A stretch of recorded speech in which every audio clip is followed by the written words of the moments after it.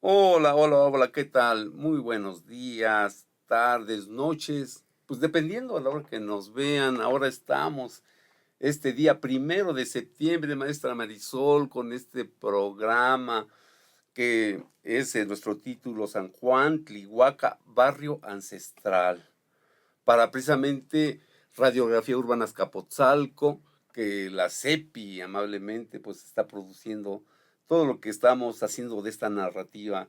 Maestra Marisol, bienvenida, Y bienvenidos. Totlactol. Pero Pues Maris, es un gusto estar aquí. Yo soy la profesora Marisol Reséndiz y aquí está mi compañero y amigo, el cronista Marcelina Peña Fernández. Y el día de hoy pues venimos a exponer conceptos muy importantes de este barrio ancestral de San Juan Tlihuaca y así como diversas investigaciones que hemos hecho de campo, indagaciones étnico-históricas, filosóficas sobre los pueblos y barrios originarios de Azcapotzalco. muy bien, Marisol. Oye, pero precisamente es un día importante para todos los mexicanos. Los niños, las mamás anduvieron apuradas desde temprano, apuradas y Y apurados, las abuelas. y las abuelas entrando a Por las clases. madres trabajadoras. Primer día de clases en Ciudad de México y todo México. Y además también hay informe presidencial. De nuestra primer presidenta mujer, qué maravilla. Bien. Tiempo de mujeres. Sí, y además otra cosa también muy significativa para todos los mexicanos, el cambio del poder judicial tan anhelado, cambio que ojalá sea bien para todos nosotros, Cambio sociedad. histórico, cambio de paradigma. Y en la historia local, mañana es mi cumpleaños, Marce. Oye, fabuloso, felicidades. Pero Cumplo 42 entonces, años. entrémosle más o menos a esto. Sí, San claro. Juan Tlihuaca, barrio ancestral, pero para comenzar a explicar su toponimia, Sí, por Marisol, supuesto. esa toponimia, Vemos en la toponimia una piedra de obsidiana. Esta piedra de obsidiana tiene muchas funciones. Primero, en la vida práctica, los tepanecas, los constructores del Tepanecapan, eran grandes astrónomos y aprendieron en Teotihuacán que la obsidiana se pule para ver el universo, para ver el sol, para ver los rayos del sol, porque recuerda que somos el pueblo del sol. En la parte de arriba trae unas alas. Yo, por el color, tenemos un código en la lengua náhuatl que se llama el tlajpactoli, que es el color de la palabra, porque recordemos que la lengua náhuatl es ideográfica e iconográfica y tiene un código de colores. El color amarillo, mi querido Marcelino, hace referencia al conocimiento. Entonces, yo veo unas alas de conocimiento que están flotando sobre el espejo de obsidiana de Tezcatlipoca, que también el espejo de obsidiana es ese axis mundi que habla del lago, y estas alas amarillas que están sobre el símbolo nos remiten a esos sabios, 7 sabios tepanecas. Sin embargo, hay una tesis de un colega y amigo Gilberto Pérez Rico, que sí. él ubica que esas alas son un símbolo lunar de Tlazocteoc, que nos estamos copiando los dos porque ya ves que nosotros también hemos dicho en muchas ocasiones que el culto a Tlazocteoc por esta onda de la medicina natural que ya hablaremos a mayor Oye, fíjate profundidad. que vale la pena precisamente poder un poquito dar de semblanza de Gilberto Pérez Rico, un gran compañero de la comunidad, de la Arqueólogo. cultura en Azcapotzalco, arqueólogo. Gilberto Pérez Sí, Rico claro. ha hecho mucho trabajo de escribir sobre Azcapotzalco. La presa Xancopica o alberca Xancopica tiene un tratado muy interesante como Sí, pues monografía. el que nos basamos ahora sí que de cabecera a los especialistas de Azcapotzalco es donde vienen Sí. la fundación y el origen de Entonces, desde Azcapotzalco. aquí, un gran saludo a Gilberto, que nos ha aportado cosas muy importantes precisamente para que la maestra Marisol, su servidor y otras gentes de la comunidad, pues hemos estado investigando, revisando para cumplir nuestra misión. Es radiografía, precisamente qué pasa con lo que se llama la cultura ancestral Claro, y desde también Azcapo. nuestro querido Gilberto también hace mucho trabajo de campo, que Ajá. eso es lo que ha ayudado a enriquecer todas estas disertaciones. Pero volviendo al topónimo Marce, hay crónicas que nos dicen que esa oscuridad también hace referencia en el reconocimiento del territorio a la tierra oscura oriunda de Tlihuacán.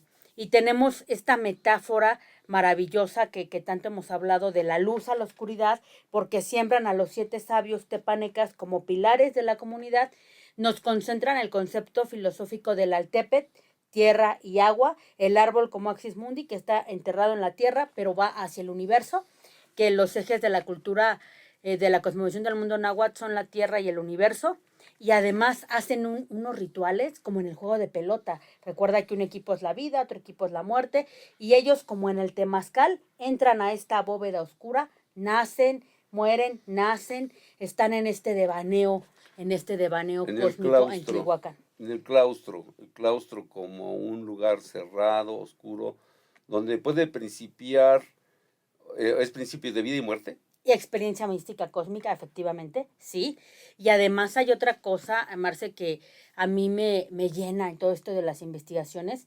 Nosotros vemos desde la dinámica del occidental un volcán, un cuerpo de agua, un campo, una montaña, y pues pero a través de nuestra subjetividad. Para ellos, para los antiguos tepanecas, los que construyeron el Tepanecapán, el árbol, el volcán, el cuerpo de agua, son seres vivos sagrados, a los que hay que saludarles y entregarles regalos. Esto te lo digo, mi querido Marce, porque he chocado con algunos colegas cronistas. Yo sé que al agua en boca propia vituperia será, no tan profundos como nosotros, porque me salen con que los brujos y las brujas y la palabra brujeril es medieval. Entonces, no tiene que ver con el origen ancestral de este barrio, donde se practicaba la medicina natural.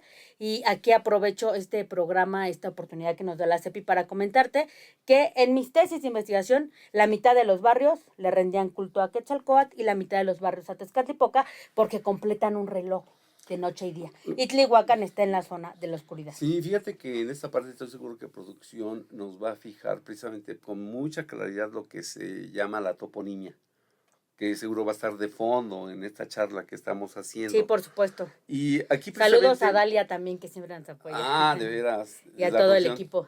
Saludos a Dalia, a su jefe, ya se, Jorge, ya se me su apellido. Pero bueno, la concepción que hay sobre la luna, Tezcatlipoca, en este culto tepaneca, ahí sí, hace falta abundarle. Sí, pues yo quiero comentarte que recordemos que tanto Quetzalcóatl como Tezcatlipoca son nahuales. La oportunidad de saber náhuatl bien, pues me ha dado un panorama muy amplio.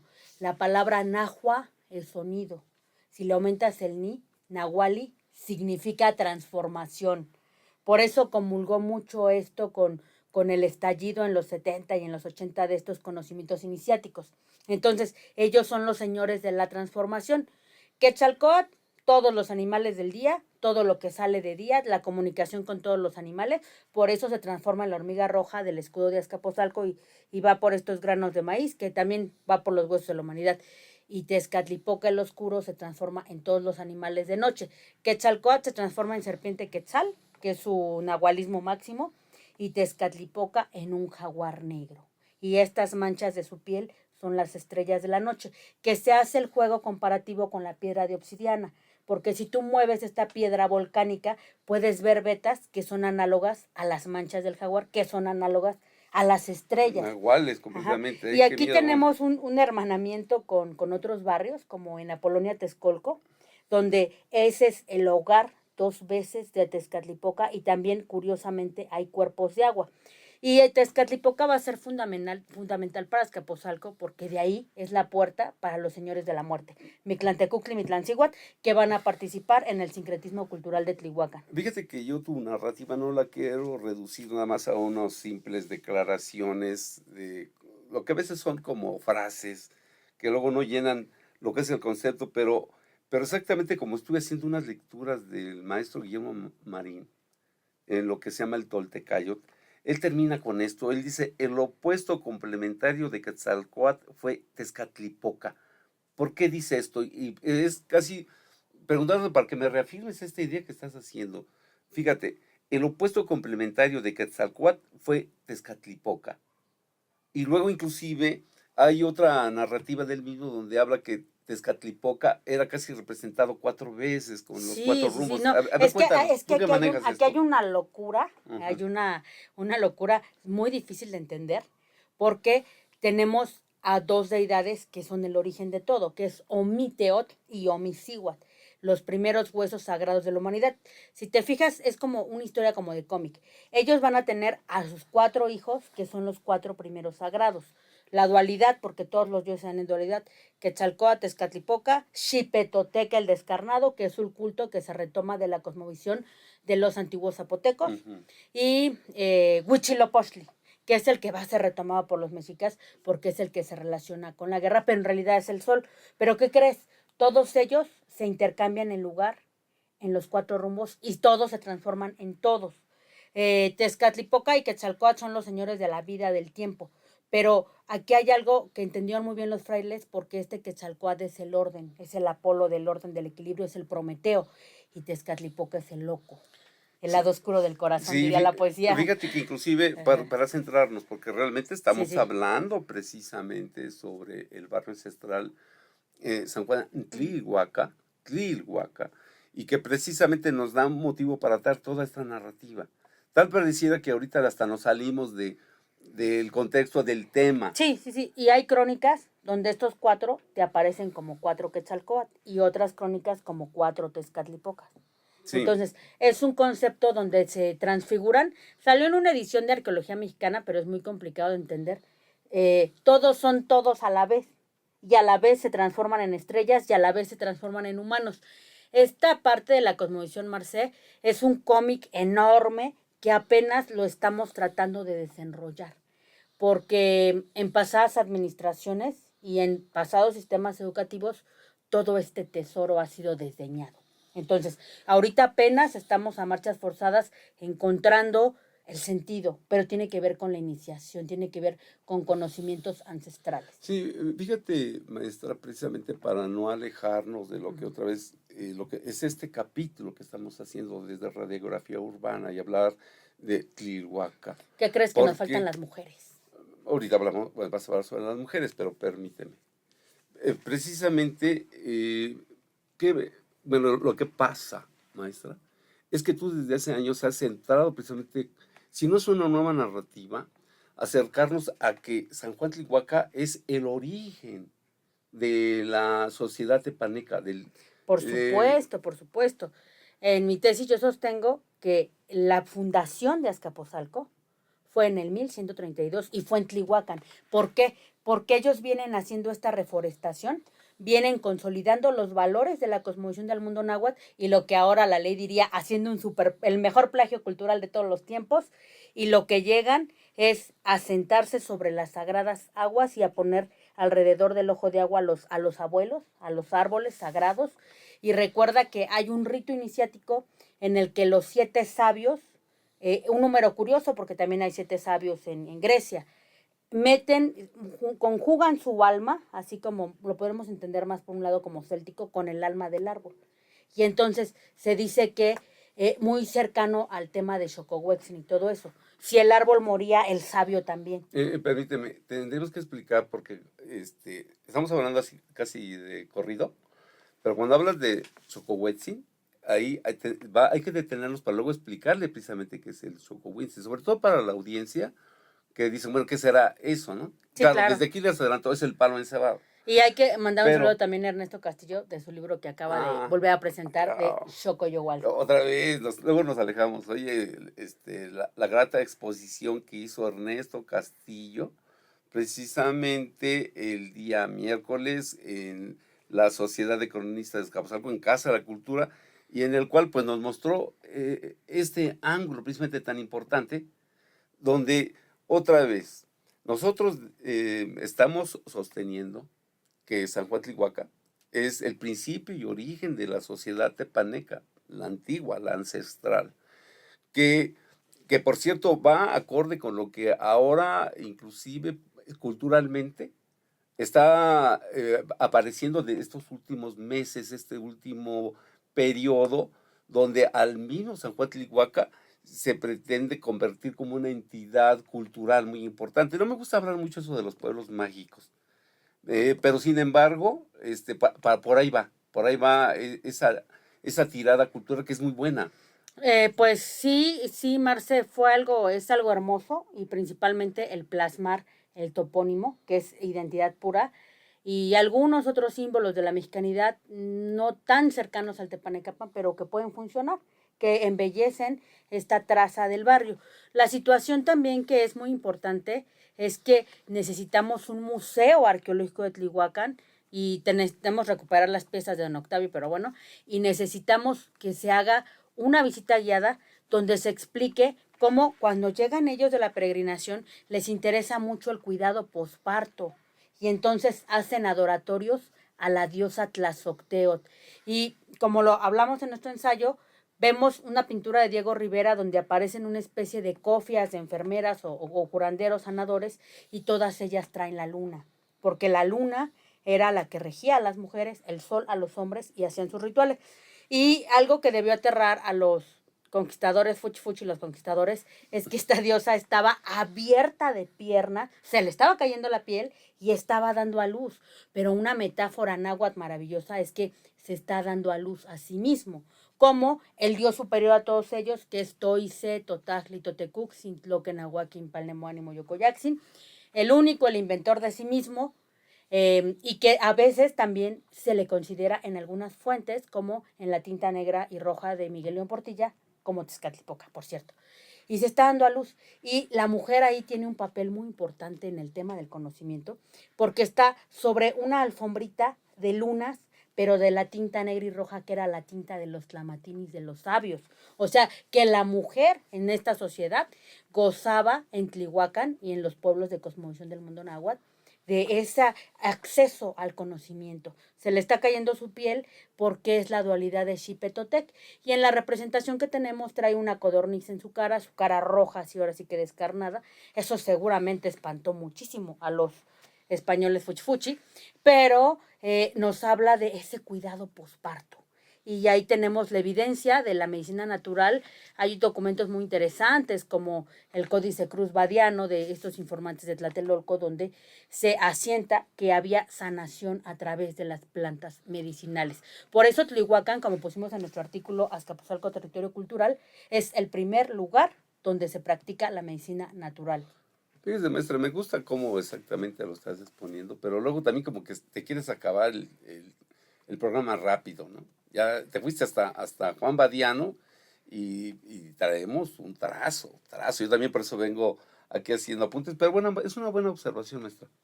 Te voy a decir por qué, porque tenemos que hablar más sobre esos 7 sabios, esas 7 tribus que llegaron. Ajá. ¿Sí? Y desterrar esa idea de los brujos de Tlihuacán. Por ahí va. Que no es científica. Además, los sabios que son los Tlamitanimes, Tlamatinimes, que es muy importante fijarlo, porque San Juan Tlihuacán era un lugar donde había ciencia. Astronomía. Y astronomía. Y además donde no era reservado precisamente este trabajo intelectual de los tlamantinimes. A lo masculino. Porque también había mujeres, y sobre todo en el área de la medicina, que eran las mejores parteras, que sabían cómo técnicamente poder pues traer al mundo Claro, a las criaturas. Y con estos vapores del temazcal purificaban a las mujeres, cuando al mismo tiempo en Europa teníamos una gran parte de la población muriendo de la fiebre puerperal y todos entre ratas, entre mugre y todo, y sin higiene. Y aquí ya teníamos un cuidado posparto. Fíjate que hay que hacer énfasis en esta parte porque luego a mí no me gusta mucho echar esas competencias de que, por ejemplo, la Edad Media Europea, bueno, aquí luego se van a dar cuenta que entre la maestra y yo soy un poco más tolerante porque sí creo que hubo esa fusión. Esa fusión de culturas que además somos el mexicano de ahora. Pues como cronistas asumimos el sincretismo cultural, Marce, pero sí es o sea, a mí como persona dedicada a la historia, a la filosofía, a las humanidades, para mí sí es un escándalo ir a un museo y ver que en este mismo tiempo ponían una balanza y decían, aquí está la Biblia y aquí está la bruja. ¡Ay, pesa más que la Biblia! A la hoguera.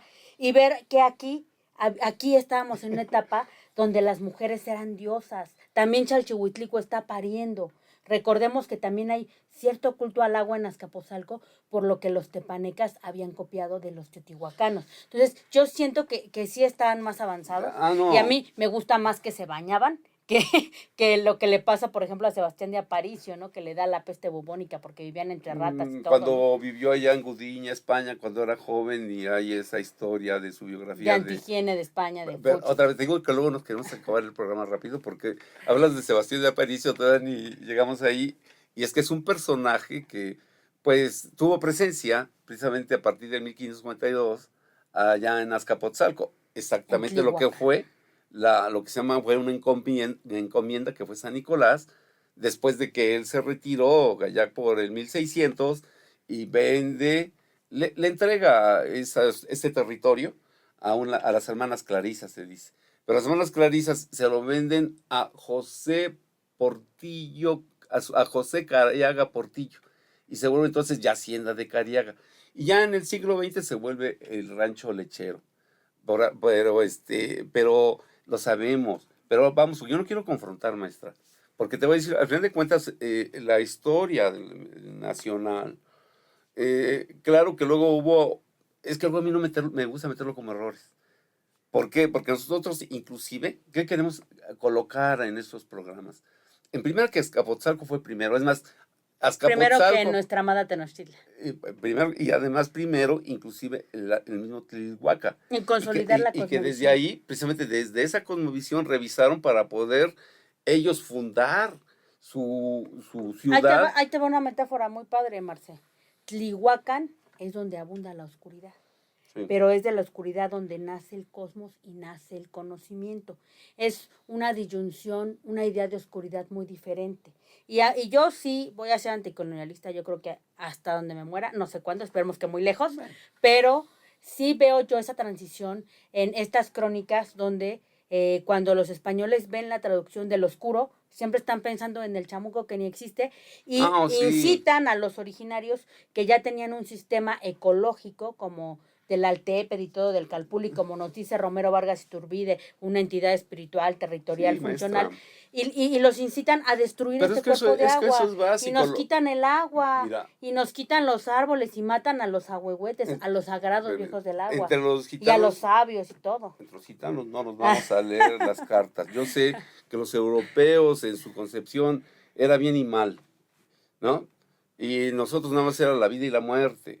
Y que la historia es la historia del despojo, como nos dice el buen El Carlitos ecocidio, Marx. homicidio, ecocidio, genocidio. Pero hay una parte en que tenemos que conciliar porque es una nueva sociedad, pero ahí luego nos metemos en el debate, compañera Marisol Reséndiz. Porque tenemos otra vez que centrarnos. Sí. Fíjate, nos estamos Bueno, acalorando. vamos a volver a la historia de Tlihuacán. Eso. Vamos a volver a la transición histórica. Entonces, se funda Azcapotzalco en Tlihuacán. Ujú. Después, ellos ya se ven en la necesidad de crear lo que es el Templo Mayor Tepaneca. Y el Eso. Templo Mayor Tepaneca, después de sus rituales, estos iniciáticos, unen a Quetzalcóatl y a Tezcatlipoca y lo ponen en donde ahora está la Catedral de Azcapotzalco. Felipe y Santiago. Exactamente, son y ahí hay un lugar advocaciones. mistérico también de iniciación, porque ahí es el descenso al hormiguero. Eso está hermoso. Donde eso. Esa parte es bonita. Quetzalcóatl se transforma en una hormiga y entrega como un Prometeo el primer grano de maíz y Pero demás. espérame. Y déjame. viven esa dualidad Quetzalcóatl. Para quien vaya alguna vez y algún día ya se den excursiones más en firme de turistas y todo esto, y algún día también nosotros hagamos un recorrido También los asumo. en el templo cristiano, la catedral de Católico. Azcapotzalco católica, Felipe y Santiago son las advocaciones cristianas. Mucha gente les cuenta sobre esa leyenda de la hormiga que está ascendiendo, Quetzalcóatl.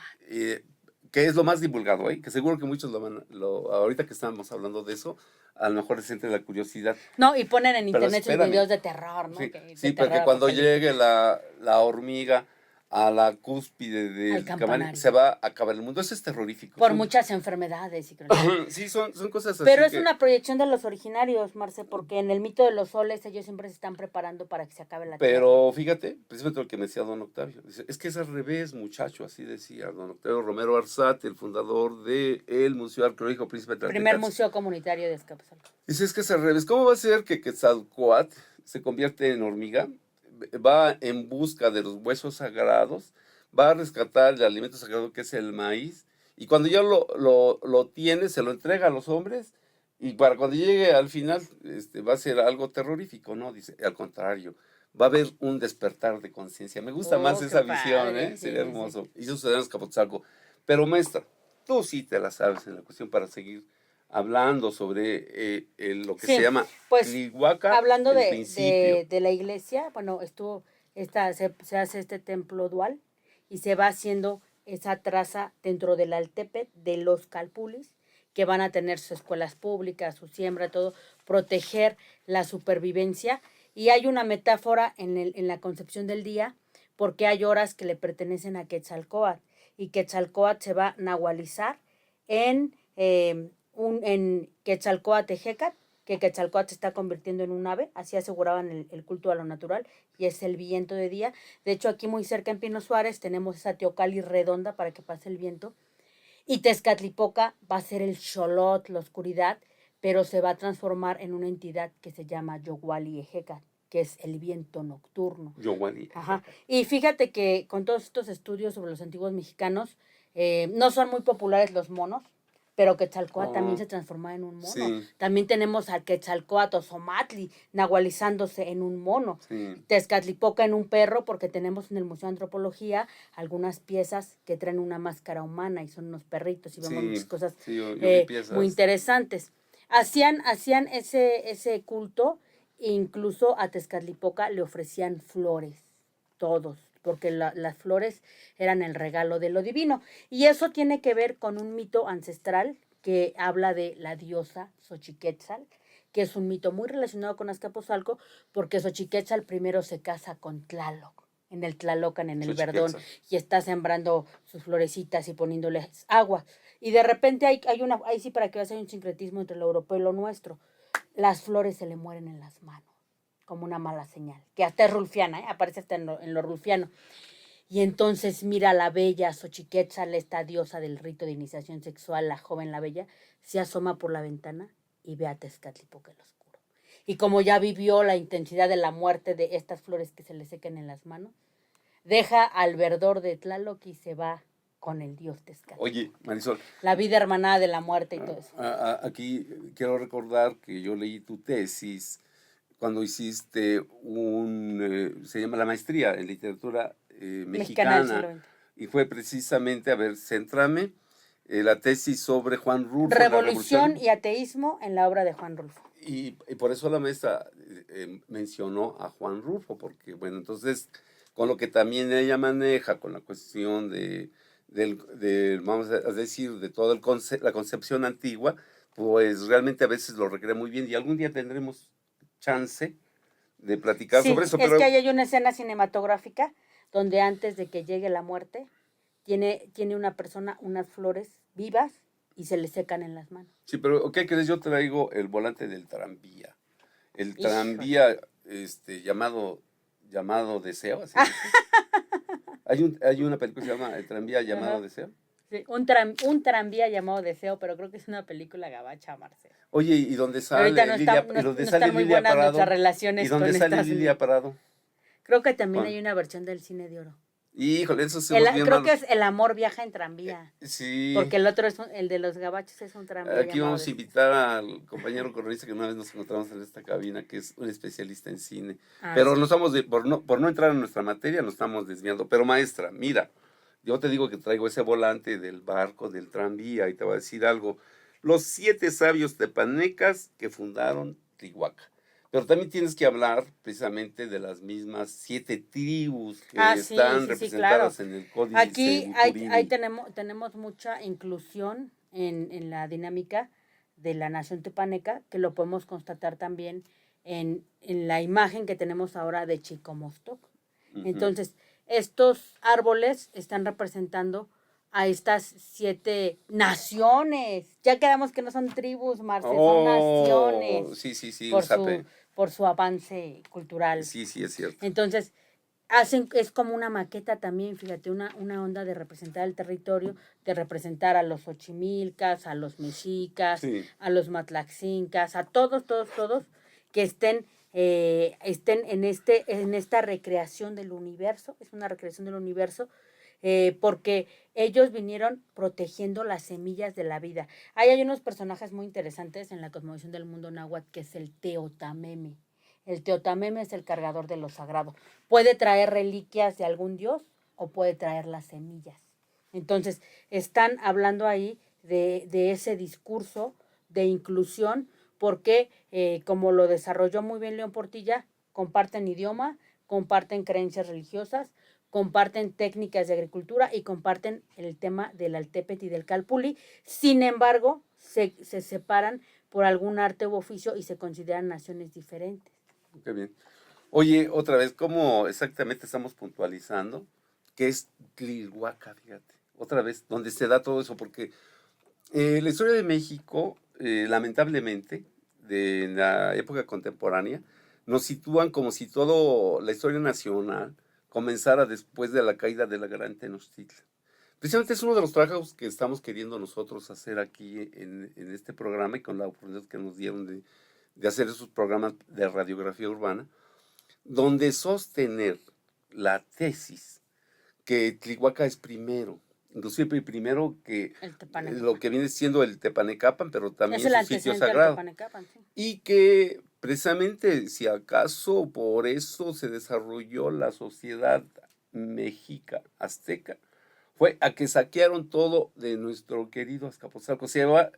Es más, se habla precisamente que este personaje, el que comandó precisamente la caída del Tepanecapan, Ixcoatl, pues ellos acabaron con serpiente de obsidiana. Sí, pero además ellos destruyeron la historia, códices y todo.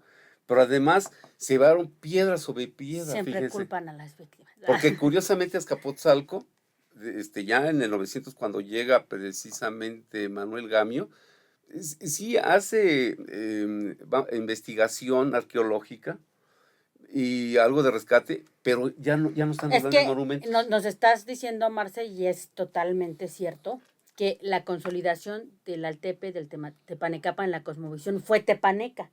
Y después los mexicas van a llegar mucho tiempo después con un permiso del señor de Azcapotzalco para poderse asentar, porque al ser una nación guerrera nadie los quería cerca. Y van a vencer a Azcapotzalco. Esto aterriza mucho en Tlihuacán, en la fiesta patronal, en la construcción de la iglesia, porque tenemos el culto a dos Juanes, a Juan Bautista y a Juan Evangelista. Bueno, espérame, antes de que continúes de esto, y además para que lo vayas reteniendo, para que lo digas mejor de lo que vas a exponer. Porque precisamente, otra vez, ¿por qué en Azcapotzalco no hay un vestigio arqueológico de fondo, ni monolitos, ni nada? Porque es más ahí donde nosotros queremos poner esa gran tesis de que Azcapotzalco es primero y sobre todo Tlihuaca, si no hay ni siquiera muros grandes o habitaciones. Ya estaba recordaste la obra de los muros de agua. Bien, los muros de agua de José Revueltas. Otro de mis autores favoritos. Perfecto. Pero precisamente es ahí donde se podrían decir los arqueólogos y antropólogos, decir, no, pues estos cronistas de Azcapo, pues están bien. No, yo te voy a contestar ahí. A ver, cuéntame. Llegan los tepanecas y hay cierto sincretismo cultural también con Xolotl y todo, y le piden a Tenayucán, la ciudad amurallada, las piedras. Sí hay un misterio, no vamos a pensar en ovnis o cosas así, pero no sabemos cómo movieron el mundo antiguo esas piedrotas, hicieron los templos mayores, hicieron pequeñas, a veces había pequeñas edificaciones en los calpulis para sus cultos, las escuelas, los juegos de pelota, o sea, todo eso estaba puesto, las placas para poner el tianquisco, sí estaba. Igual que va a pasar con los españoles, cuando dominas, que vemos esa dominación, la podemos corroborar en el códice, la matrícula de tributos de la Triple Alianza. La Triple Alianza la segunda fue Tlacopan, Texcoco y México Tenochtitlan. Ellos van a reciclar las piedras y además van a hacer otro plagio cultural, porque entonces los mexicas dicen en Tenochtitlan, vamos a hacer un templo mayor, como lo vimos en el Tepanecapan que destruimos, pero ahora vamos a poner a nuestras deidades, que también en la influencia teotihuacana está de fondo. Sí. Vamos a poner a Tlaloc Tehuichilopochtli, para que no se vea idéntico el tema dual Tezcatlipoca, Quetzalcóatl. Entonces hacen su templo mayor, pero todo es al modelo de la cosmovisión y de las creencias que tenían ya consolidadas en el Tepanecapan. Y tampoco vas a encontrar tantas edificaciones, Marce, como quisieras, porque recuerda que estos centros, estos altepet, funcionan como algo espiritual y como algo virtual, que a la vez nosotros los teóricos nos preguntamos cómo funcionaban sin el castigo ejemplar, sin la tortura, era una cosa loquísima. Pero recuerda que alrededor de los Altepet, el Tepaneca se dedica a la administración. Por eso Tecpan también es administración, gobierno, pero la población, el Macehual, que digamos era el que ocupaba el estrato más bajo de la sociedad, vivía en una choza. ¿Por qué? Porque como lo dijo Romero Vargas Iturbide, no hay propiedad privada. Entonces, ellos vivían en una choza con su fueguito. Si llegaba a haber mortandad infantil, que era muy baja a comparación en Europa, lo enterraban en el fogoncito. Las mujeres no recibían violencia, pero hacían tortillitas y cuidaban a los menores. Los niños entraban a la escuela a los 7 años porque no había eso del kindergarten, eso no. La mujer era la que cargaba con la responsabilidad de la familia. Pero ¿qué crees, Marce? Eran tan libres que un buen día se iban y habitaban otra ciudad donde otro más igual había dejado sola la choza. Eso lo podemos también ver, esa visión que está en el mural de O'Gorman, de la biblioteca. Entonces, no hay una propiedad privada, no hay un metal precioso. Los postecas, acuérdate, ellos sí traían su jade y su ropa de alcurnia y todo, y se paseaban en el tianguis escogiendo cosas. Pero el Macehual no tiene nada, pero a la vez lo tiene todo. Y vemos complementando con las zonas arqueológicas, por ejemplo, la zona maya, que eran unas obras de ingeniería, donde la voz del gobernante se escuchaba en todas partes, había alguna cierta de magia hecha en los edificios para que se escuchara el canto de los pájaros, pero no existía el concepto de propiedad privada. Por eso no vas a encontrar los departamentos donde vivían los tepanecas, porque eran chozas. Y además hay el ritual del Año Nuevo que practicaban los tepanecas. Entonces ellos destruían todo y solo conservaban de generación en generación piezas ceremoniales para la ofrenda. Eso para hablar un poco a favor, precisamente porque luego hay por ahí algunos comentarios donde dicen que exactamente la sociedad ancestral ante la llegada de los españoles no eran totalmente libres, sino que estaban como un esclavismo eterno, ¿no? Pues no había ni dónde meter a los esclavos, Marce. Guadalupe No había de dónde. Jiménez, una investigadora muy seria, por cierto, pero por ahí otra vez un saludo a Patricio Garibay, o sea, Alejandro Ruiz, nuestro jefe de Tribuna Azcapotzalco Alejandro Ortiz Quintero. y además de precisamente, pues también está en el proyecto de radiografía urbana Azcapotzalco. Y bien, él nos manda esos datos. Yo también no estoy muy de acuerdo con esa condición, porque sí, es más, el mismo crecimiento de la ciudad tepaneca no había sido posible sin una libertad precisamente individual y colectiva. Pero vamos a centrarnos y había unas en esto. leyes muy bonitas, Marce. En Tlihuacan, en el Tepanecapan, las viudas y los huérfanos podían tomar ciertas piezas de maíz del sembradío de sus vecinos. Sabemos, por ejemplo, que había asilos para huérfanos, para mujeres, que había zoológicos, que había mucha higiene. Porque recordemos que los jardines tepanecas se sabe por crónicas que eran tan limpios y tan bellos como los de Babilonia. Era una cosa higiénica, maravillosa. Por eso te hacían, a lo mejor, si lo queremos ver extremo, el fanatismo o la doctrina, que tu cuerpo es la tierra, que tu cuerpo está en todas las cosas. Y hablemos también de lo que comían. O sea, ellos comían pescado, alga espirulina, estos camarones que no son camarones, ¿cómo se llaman? Acotziles. Eso. Ahorita vamos a los cotziles, porque precisamente ahí vamos. Ahí vamos precisamente porque pues, el tiempo es implacable. Y chapulines también. Hablando, por ejemplo, del río de Acotziloapan, que es la avenida Camarones, que mucha gente que nos lo voy a visitar a Azcapotzalco se va a dar cuenta que es una de las avenidas principales y curiosamente está trazada cosmogónicamente. Nos lleva hasta Tlaltelolco. Tlatelolco, la misma ciudad hermana de la gran Tenochtitlan.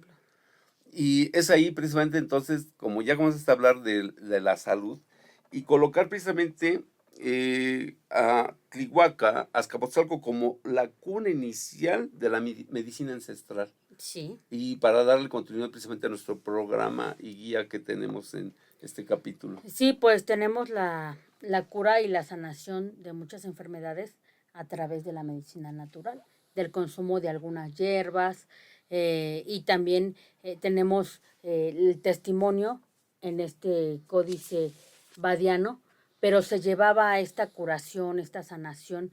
Obviamente, pues no teníamos el reto de afecciones que había en Europa, pero la llevábamos bien con esta medicina natural. Y también para hacer esa época, pues esto era muy avanzado, muy avanzado. Y va a pasar a la casi posmodernidad, porque recuerda que cada barrio tenía a su pues curandera, tenían a su partera, que después la modernidad fue rompiendo con todo esto y después fueron los médicos del barrio, pero sí había ese cuidado de la comunidad. Ya ves que hasta sacaron un corto de la partera de Tlihuacán. Sí, oye, hay algo interesante porque, bueno, yo también comulgo con la cuestión de las ideas de lo que es la cultura mexica, ¿verdad? Pero ahora que está divulgándose mucho la cuestión de practicar el temazcal. Aquí mismo yo he visto un temazcal que así, bien decorado, bien hermoso y todo eso, que yo no estoy muy seguro que exactamente en la época prehispánica hubiera de estos. Sé que hay un ejemplo de temazcal muy importante por allá, donde está la ciudad, es el estado de Hidalgo, pero también es una casona que fue una casa precisamente de unos nobles, que, se, que es precisamente donde está nuestro compañero Lara es de allá, que se llama, donde se ve esa la feria de los burros, ¿cómo se llama? Otumba. Otumba. Hay una casa, precisamente muy antigua, donde existe un temazcal, que es exactamente una casita. Pero tenemos el dato que inclusive no era así tan ornamentado, sino que era casi a ras de piso. Escarbaban, como decía mi maestro Octavio Romero Arzate, sacaban la tierra y simplemente ponían un techo. Ahora ya están bien ornamentados, bien bonitos y ponen insignias de Quetzalcóatl y serpientes, bueno, serpientes emplumadas, cosas muy bonitas. Pero en sí, eso todo es una ciencia. Es que mira, metafóricamente es el retorno al vientre materno, es un renacer, pero ahora que tenemos la evidencia científica, sabemos que sí se puede sacar virus y bacterias y eliminarnos del cuerpo humano con esos vapores. Y yo te puedo decir que han dado en esas situaciones, esto tiene que ver mucho con el animismo, con el totemismo, porque tienen a las personas en un ambiente cerrado, donde aflora lo que en filosofía le llamamos el silencio y el ser. Entonces, no estamos hablando nada más de que sudas y sudas y sudas y sacas la enfermedad y que hay, se desinfecta el cuerpo por dentro y por fuera y que quitamos células muertas y todo, sino que al estar en un lugar oscuro de reflexión, de lo que le llamaban la tlatlautia, te distraes mentalmente y entonces es lo equivalente a Occidente a la curación psicológica.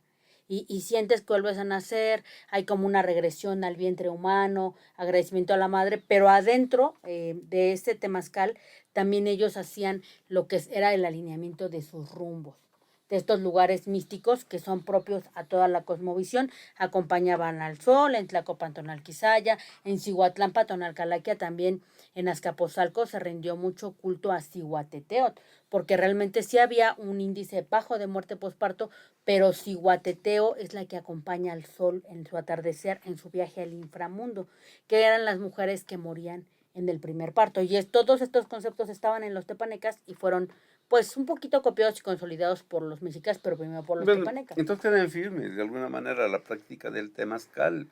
Era porque Tlihuaca, y no nada más Tlihuaca, también otras culturas crearon esa medicina, porque era medicina precisamente, y no era una cosa improvisada, era No, y parte atendían de todo. heridas. Tenemos una pintura de Diego Rivera que es muy acercada. Atendían heridas, atendían enfermos, tenían antibióticos naturales, que ahorita a lo mejor Oh, nosotros que ya nos sí. metimos lo químico no nos hacen igual, pero ellos tenían las plantas antibióticas y tenían plantas de todo tipo. Hay una pieza arqueológica que está en el Museo de Antropología que es muy Oye, importante, que maestra, es Xochipilli, se- donde está el códice con todas las plantas. hablas muy rápido que siempre haces que te arrebate la palabra, pero es que así eres, y casi si no lo hago, a ver, ya entonces ahora sí entramos a Juan Badiano. y su tratado, que hace unos días tú me decías que era bien definido un códice, precisamente Códice hablabas, Cruz Badiano, códice Cruz Badiano. con sus dibujos de sus plantitas y para qué funcionaban. Y sabemos que este Badiano fue originario de Azcapotzalco. ¿De qué parte? Pero según yo, de Tlihuacán, según yo. No, Pero es de Azcapotzalco. Pudo haber sido San Martín Sochinagua, ¿no? Pero el códice lo elaboran en los informantes de Sahagún. Exactamente. En Tlatelolco. Pues exacto. Con esta nobleza descendientes de la nobleza, que le saca la información. Pero es que somos bien chauvinistas. Yo digo que San Martín Xochinahuac, porque San Martín Xochinahuac era el Calputin. Están en la frontera. Que además era el que es como comunidad destinado para poder al cultivo de las flores. El cultivo de las flores. Y no nada más había flores de ornato para buscar, usarlas en celebraciones de ritualidad. Y flores alimenticias. Y de medicina. Por eso les llaman los calabaceros a los oriundos de San Martín. Bueno, es que... Por la flor de calabaza. La flor de calabaza. ¿Quién no ha comido una flor de calabaza? Ya queremos unas quesadillas de flor de calabaza. Con queso, ¿no? Con queso, sí. Y pero por eso yo digo que Juan Badiano, al final de cuentas Azcapotzalco es pequeño, es la misma región. De donde haya sido, San Juan Tlihuaca, tuvo que haber conocido San Martín Xochinahuac, aunque se dice precisamente que siempre eran los mejores hombres, porque vamos a hablar ahora exactamente de los personajes importantes en Azcapotzalco. ¿Por qué los ponen precisamente en San Miguel Amantla? A San Miguel Amantla, que siempre destaca también como que las gentes que hacían artesanía o arte plumario. Sí, claro. Es que San Juan Tlihuaca, San Miguel Amantla es como una recreación de la toltequidad en el sentido del arte. Entonces, en San Miguel Amantla, como lo dice su nombre en náhuatl, es todo lo que se hace con las manos.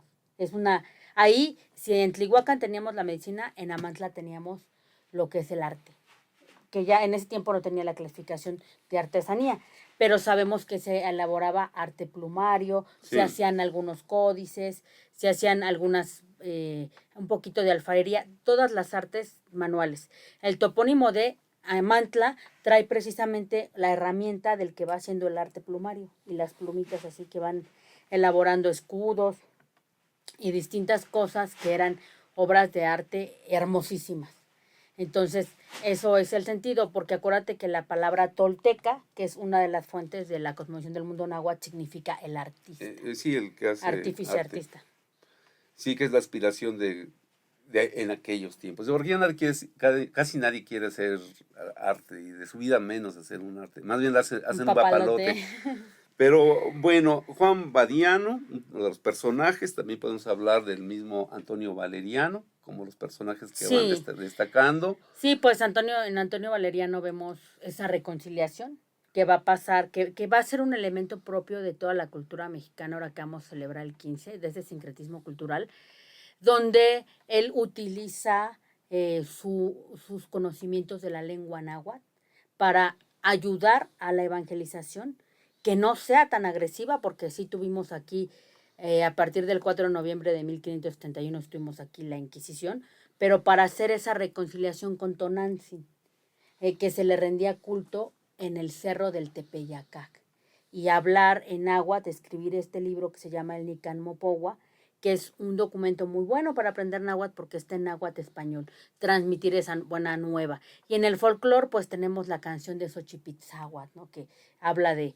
esa gran noticia del nuevo culto, sí. Que es muy importante, que es un retrato de iconografía. Pero nos falta otro personaje, Marce, que creo que ya nos falta un poco menos del programa, sí. Que es Sebastián de Aparicio, porque para ponerte ahora sí que el piso de este tema de Sebastián de Aparicio, déjame decirte que les da mucho miedo a los españoles ver el fervor de los tepanecas, a sus dioses. Entonces toman la decisión de reforzar el sincretismo cultural en 2 fechas del calendario romano católico, que es la fecha de Semana Santa y la fecha de Día de Muertos. Como ya hemos hablado, Sebastián de Aparicio les permite hacer sus ofrendas, algunos cultos a los muertos, que en realidad empezaban desde la veintena de Xocohuetzin, pero se recorren hasta enero, y estos cultos a Mictlantecuhtli-Mitlancihuatl. Hay algunas crónicas extraoficiales que hablan de que Sebastián tuvo problemas incluso con la Inquisición, pero innovó con las carretas con las carretas que, bueno, que llevaban nuestro oro, llevaban nuestro oro, nuestros metales preciosos, pero liberó de muchos pesos a los originarios, les permitió subir a caballo, les permitía usar ropa que no estaba permitida en su estrato social, ya llegando a la conquista, y se vuelve un prócer de derechos Sí, humanos. bueno, oye, precisamente Sebastián de Aparicio, pues es el primer constructor de carretas aquí en América, ya en América, en lo que se llama la conquista, y sería el primer empresario automovilista, ¿no? A nivel de Henry Ford. Ay, pero es que Pero, también los españoles, Marce, cómo ponían a la gente a espérame. cargar en sus Sí, lomos. y precisamente, pues eso fue lo que le dio su fortuna para que le pudieran dar la encomienda en estas tierras. Entonces tú hablas precisamente de Sebastián de Aparicio y no encontramos, ahora que estuvimos revisando los personajes importantes en Azcapotzalco, no vayan a regañar Te a van mis a compañeros regañar, con te van a ellos, no regañar. digas Azcapo, pero espérame. Pero hay otros que se nos están pasando, que es precisamente Antonio Oquitzin, no más bien Oquitzin, que fuera el padre precisamente de Tlaltecatzin, y que son esos personajes. Y no hemos podido estar buscando más en el estudio que donde pudiéramos mencionar esos personajes. Oye, pero hay algo que no me quiero ir sin comentarlo, que quizás ya nos falta poco tiempo del programa, eh, que déjame decirte que este sincretismo cultural hace de Tlihuacán una cuna para las fiestas de Día de Muertos. ¿Por qué? Porque vamos a tener la tradición de los animeros. Antiguamente, Sí. cuando enterraban a alguien, lo hacían con los micacuicas, que son estos cantos fúnebres en náhuatl, muy fúnebres, muy, muy solemnes, muy bonitos. Y entonces hacían estos cantos fúnebres, pero Sebastián de Aparicio y otros evangelizadores les dicen, ahora van a cantar, van a seguir cantando, pero le van a cantar a la ánima sola, que es esta ánima que es representada por la iconografía, algunas obras de Gabriel Vargas y otros, que se está quemando en el fuego, desnudita, y que está en una morada aterradora que se llama el purgatorio. Entonces les dicen, ya no le canten a Mictlantecutli, ya no le canten a Mictlancíhuatl, ya no le canten al Mictlán, ahora le van a cantar al ánima sola y surge esta tradición sincrética de los animeros, donde pusimos en nuestro artículo, está esta campana, donde van con esa carreta, van recogiendo los víveres que son de la ofrenda, que la ofrenda es una idea prehispánica, y después los van a llevar al panteón de Tlihuaca y los van a compartir. Y esto implica un retorno de los dioses de la muerte. Habrá algunos banderines con Mictlantecutli y Mictlancíhuatl. Va a regresar Mictlancíhuatl como la Catrina. Y ellos van a ir haciendo su canto. A mí la verdad el canto ese me da escalofrío porque pensar que alguien está en un espacio sufriendo, quemándose eternamente hasta ser sacado por un canto, por lo que sea. Y hay una controversia en estas tradiciones. Hay animeros en varias partes del país, hay que aceptarlo. ¿Por qué? Porque el Vaticano ya nos canceló el Pero purgatorio. espérame, es que ese es plena evangelización, precisamente el tratar de que precisamente la corona española andaba buscando evangelizar.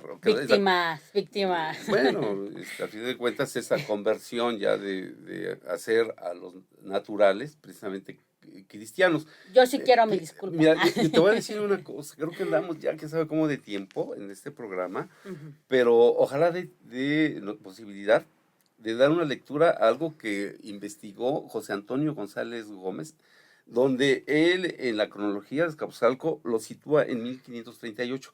Ahí hay algo que ahí no me da muy ¿No buen te checa? centro, bueno, de centrar, porque la Inquisición oficialmente se Fuchi. dice que estuvo por aquí por el 1570. Ajá, el 4 de noviembre. La fecha oficial de la historia oficial es 4 de noviembre de Sí, 1570. pero eso que voy a leer precisamente habla de 1568 y dice que ya había como alguna influencia o presencia de esa Inquisición, Por que lo vamos a dejar supuesto. así, lo vamos a dejar Con así. los dominicos. Fíjate bien interesante. Te escuchamos, Ojalá podamos te aterrizar. escuchamos.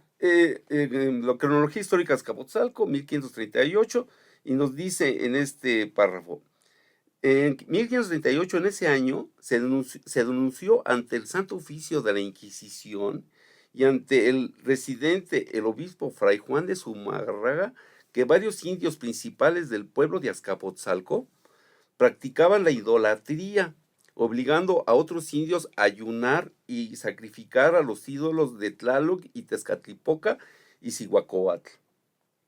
Se procedió a investigar y fueron capturados en sus domicilios en Azcapotzalco Martín Tlacotzcatli, Francisco Huitzináhuatl y Pedro Tlacatetlaque, indios principales, y a Martín Cuico, Pedro Cuautle y a Joan, ahí dice Joan, indios macehuales. No solo hubo aprehensiones, pues se encontraron asimismo 3 ídolos de piedra con incrustaciones de chalchihuites, piedras verdes y en el rostro, y aplicación de hule, incensarios de copal, bocinas, ofrendas de comida, etcétera, etcétera. Los presos fueron remitidos a las celdas de la cárcel secreta del Santo Oficio. Ahí lo dejo porque también yo sé que andamos ya No, no, como en no, el tiempo, pero eso pero es una aberración. Eso deberían de haber estado ellos en la cárcel. Eso que esto dices fue es bien importante porque pues hubo muchas crueldades. Recordemos que en el mundo occidental, hasta después de la Revolución Francesa, surgen los derechos del hombre y del ciudadano y surgen los derechos de la libertad de cultos. Pero estos cultos, como bien lo mencionas en este fragmento que nos lees, no tenían nada que ver con el diablo. Eran cultos a la naturaleza y a los dioses originarios.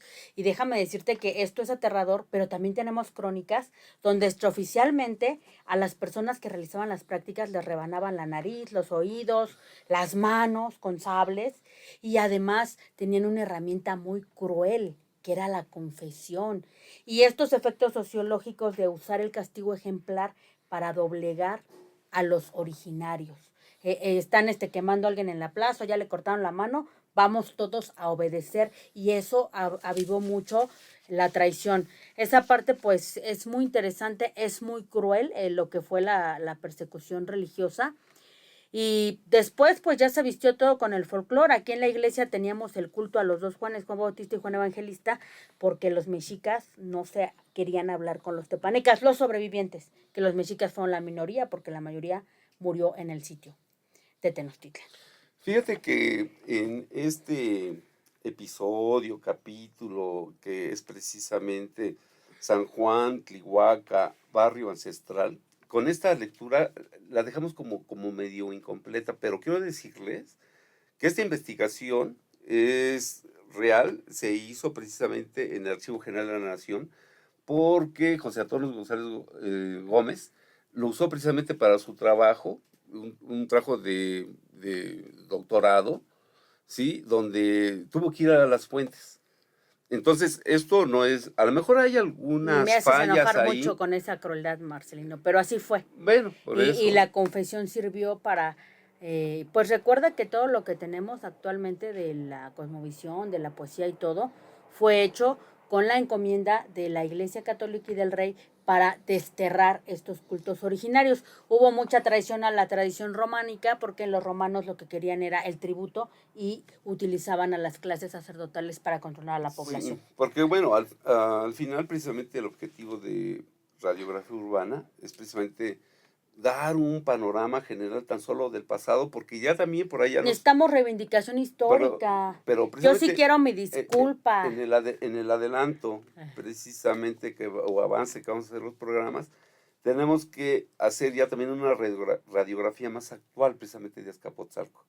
Ahorita queriendo decirles precisamente a la audiencia, y conforme se está produciendo esto, que pues esto es la narrativa, hasta cierto punto, vamos a decir, del pasado ancestral, y incluyendo el virreinato, pero la tarea difícil va a ser La entrar en modernidad. la modernidad, ¿no? Sí, Y a ver claro, cómo la nos va. posmodernidad. ¿Y no te simbra este hecho que nos acabas de leer? ¿No te simbra que hayan sido cometidos estos delitos de lesa humanidad por personas que estaban haciendo cultos inocentes? Bueno, que fíjate que don Octavio Romero Alzate, que conocía esta historia, él decía que exactamente les hicieron un juicio sumario en el atrio de donde está la parroquia de Azcapotzalco, las advocaciones San Felipe y Santiago, pero además eran los atrios porque las ceremonias se hacían al aire libre. Y Porque los nativos no podían permiten, sentarse en la iglesia. bueno, no estaban acostumbrados a entrar a recintos cerrados, pero los hicieron portando unas cirios verdes, pero además confesarse, porque ya no lo iban a volver a hacer. Pues, Pero lo qué horror. más terrible que precisamente eso usted ve, por eso que somos, los mexicanos no cambiamos luego mucho, Traicionera. que a estos personajes que les hicieron el juicio sumario, los hicieron pasear por las calles principales de Azcapotzalco, pero las huestes, las gentes, los apalearon. Qué terrible, qué terrible. Pero Eso es si terrible. te das cuenta es algo de... ¿Por qué? Porque... Vamos a leer Vigilar y pero- Castigar de Michel Foucault. Y yo me quedo asqueada con esto, aunque ya lo habíamos Pero ¿a revisado. poco sí me entendiste Me voy a ir lo a que te estoy enseñar diciendo? historia vomitando el día de hoy. Pero eso qué Sí, quiere es decir? terrible que la gente con el terror de esta, como se infundía este terror sagrado, ¿Ah, sí me lo entendiste? los atacaron. Ellos ya llevaban 100 latigazos por su supuesta idolatría, que ya sabemos que eso del diablo y eso no existía, no había nada de oscuridad, era un culto natural, cosmovisión del mundo náhuatl, Es horrible sin eso. clasificación, y la gente los asesinó, los terminó de asesinar porque seguramente después de 100 azotes ya se iban casi arrastrando. Porque querían estar con el que ¿no? Con el vencía. vencedor, sí, claro. Oye, qué horrible. Es la lógica Qué mal- qué sociológica horrible. del padre sin título de la sociología Michel Foucault. Leyendo Vigilar y Castigar vamos a entender perfectamente todo esto y también las tesis del terror sagrado, ¿no? De cómo se daba ese control de las masas. Y ya cerrando esto, porque ya nos vamos casi, quiero decirte que en el medievo y en la conquista se hicieron este tipo de actos porque eran muy pocos españoles, no hay justificación para esa miseria no. humana, pero se hacían para tener el control de las masas. ¿Por qué? Porque por eso se les llama autos de fe, porque es esa pedagogía Oye, del mal. a lo mejor del por eso terror. ahora la gente también consume mucho Coca-Cola y va al McDonald's, ¿no? Y son aspiracionistas. Transculturización. Estamos con el que nos domina. Ay, no, qué horror, qué horror. Bueno, tenemos transculturizaciones en la fiesta patronal, ese es otro tema. Y pues esperemos que les haya gustado este programa. Muchas gracias por habernos escuchado. Lamentamos haber leído esto que fue vomitivo, pero tenemos que tener una conciencia histórica. Y queremos reivindicación histórica y queremos una disculpa por todos estos delitos de lesa humanidad y de intolerancia religiosa. No, yo no tanto. Entonces soy tú más tolerante. sientes orgullo de la hispanidad y crees que eso que pasó estuvo bien. No, mira, los indios aguantamos mucho. Entonces, para radiografía Marce, urbana... ya no somos indios. Si somos indios, tenemos que resucitar a las castas y a la conquista. Todos somos mexicanos ante la ley. A los indios el marco no nos pasa jurídico nada. ya cambió. A los indios no nos pasa nada. Ay, no. Bueno. Mejor vamos a tomar un tequila por el 15 y ya. Vamos a tratar viva de relajarnos. México. Viva México.